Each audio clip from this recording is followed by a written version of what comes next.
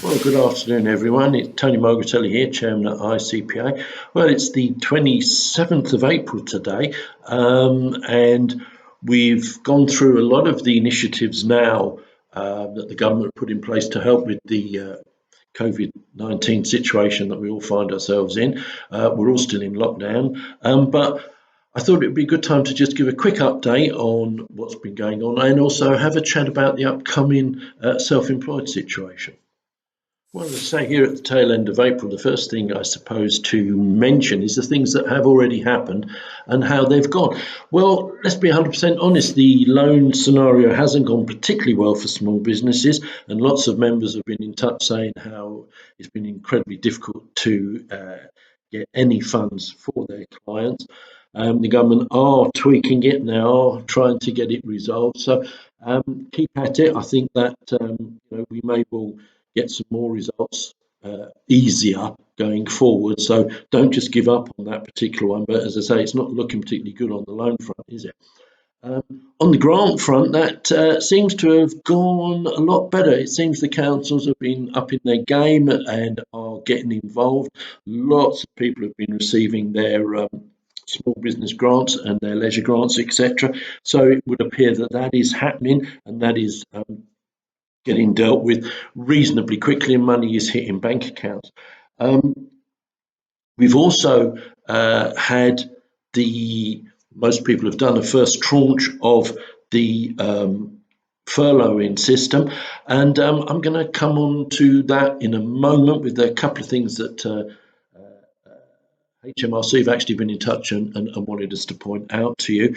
But on the whole, it seems to have gone okay. A few errors people have been pointing out that people have had clients who they are definitely got recorded as being an agent and they're on their gateway, but for some reason they've not been accepted as being able to file on behalf of that particular client, which has caused delays. We've also had notifications of some members being advised that they're trying to claim for more people than is on the payroll, which is a bit bizarre.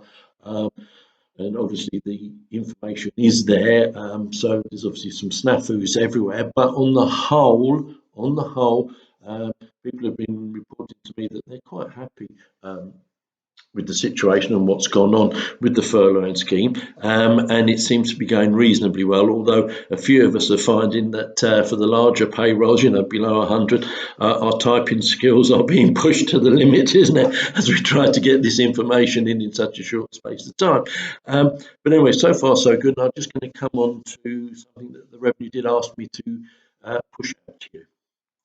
Well, as I say, most of us have now submitted some claims under the furlough scheme, but HMRC have actually been in touch and asked me to, obviously all the other institutes as well, but have asked me to make known a specific thing that seems to have caused quite a bit of problem during the furlough scheme, and that's to do with national insurance numbers or the lack of national insurance numbers. And what they've said, I don't want to get this wrong, so I'm going to read it. This is what they've asked us to point out. It says that we understand there have been some questions regarding national insurance and the job retention scheme, and hopefully you can help put this right.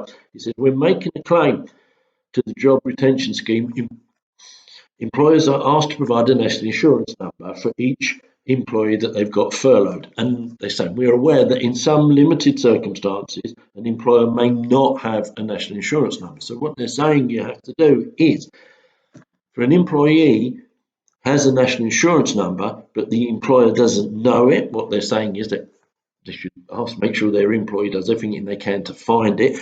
But they're saying try and use the RTI national insurance number request submission form, which is available to you, to try to get that one.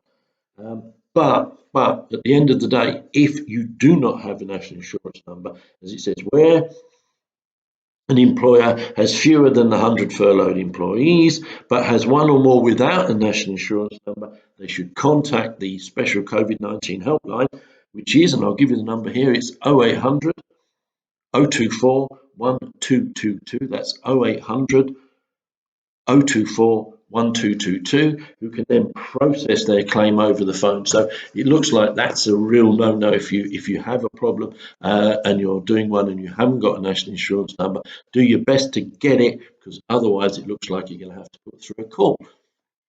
Well, as I say, the last thing that we're going to probably be confronted with in terms of support for our clients is with regard to the self-employed income support scheme, which at the moment nothing much has been happening on, because we've been dealing with loans, we've been dealing with grants, and now we've got the furlough scheme. And the self-employed, I think some might say as usual, but the self-employed are last in line, it seems. I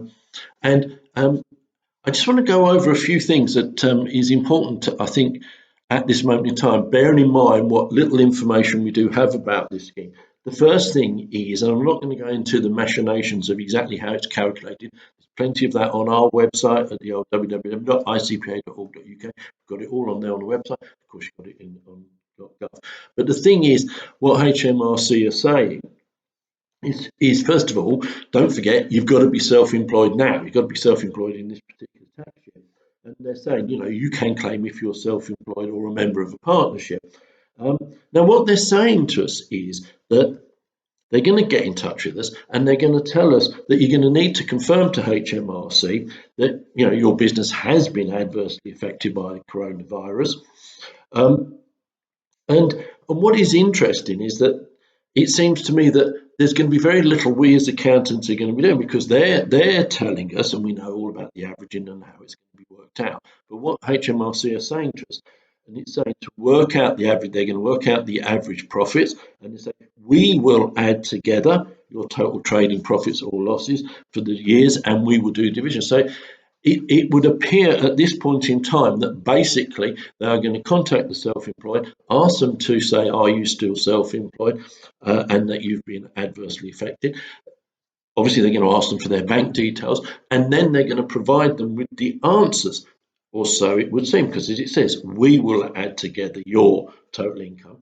And this is the interesting thing. Here we are sitting here, as I say, 27th of April. We really not got the full meat on the bone on this, the mechanics of it. But what they're saying is, how are you going to claim? How are you going to make a claim?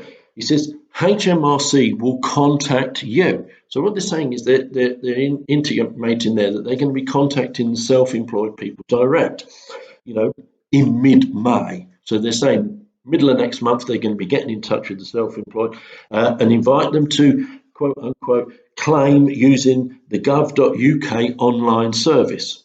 Now, are we as accountants, as agents, going to be getting involved in this? Are we going to be asked to do this on behalf of our clients? I do not know.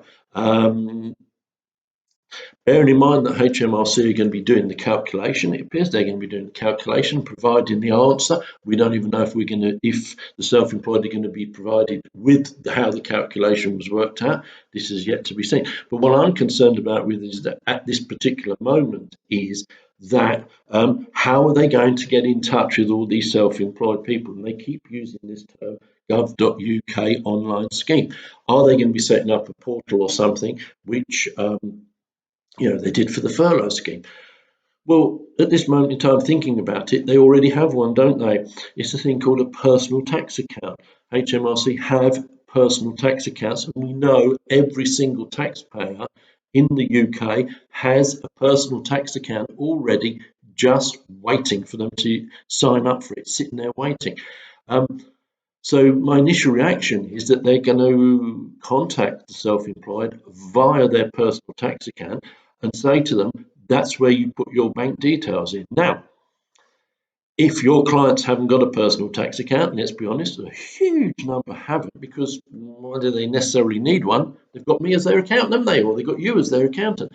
So if you've got clients that don't have a personal tax account, they're probably going to need to get one, aren't they? So you might well think about getting in touch with your clients now and saying, look, we don't know if this is going to be the vehicle, and it will cause no harm for you to have one. And if you never ever use it again, it's not a problem. But it might be that you want to get ahead of the curve, as it were, get that personal tax account now and be ready, because that may be where they're going to ask you to put your bank details. Just a thought.